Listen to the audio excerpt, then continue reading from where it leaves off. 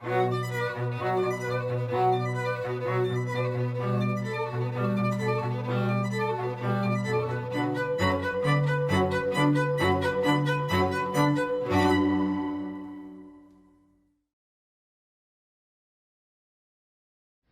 ce temple des Nations Unies, nous sommes les gardiens d'un idéal.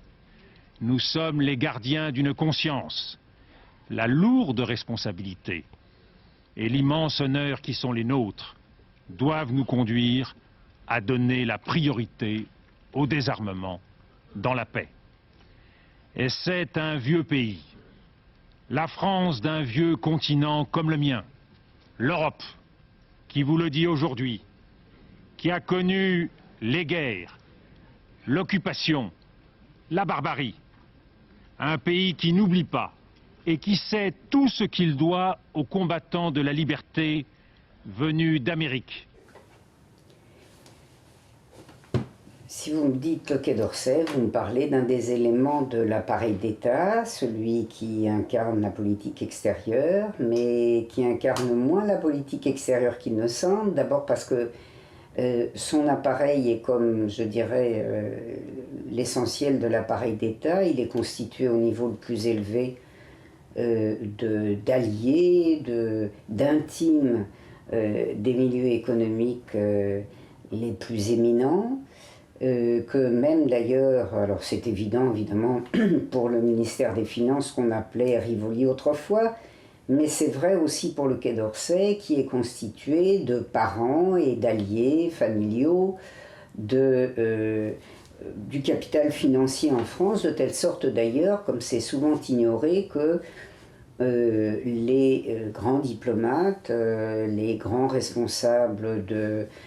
départements, lorsqu'ils ont terminé leur carrière de haut fonctionnaire, reprennent du service dans les groupes où de toute façon sont des administrateurs à niveau tel qu'il y a, je le répète, fusion entre eux-mêmes et les têtes de l'économie. Ce qui me frappe beaucoup d'ailleurs dans le Quai d'Orsay, évidemment pour les périodes que j'ai étudiées, il n'y a pas de raison que les autres soient différents, d'autant que j'ai quand même étudié la chose sur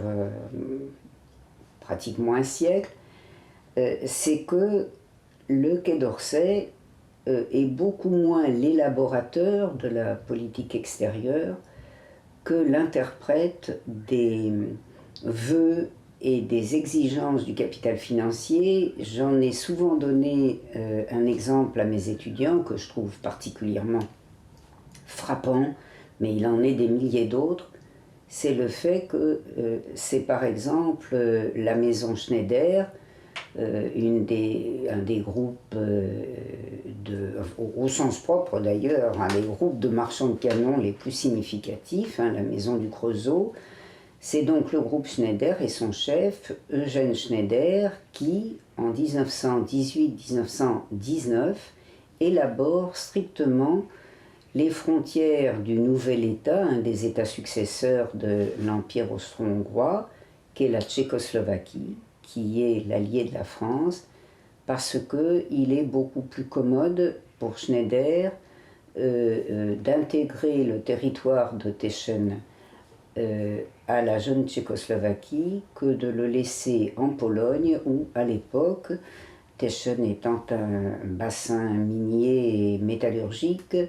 que de l'intégrer à la Pologne dont les ouvriers, et notamment les mineurs, sont à l'époque très agités.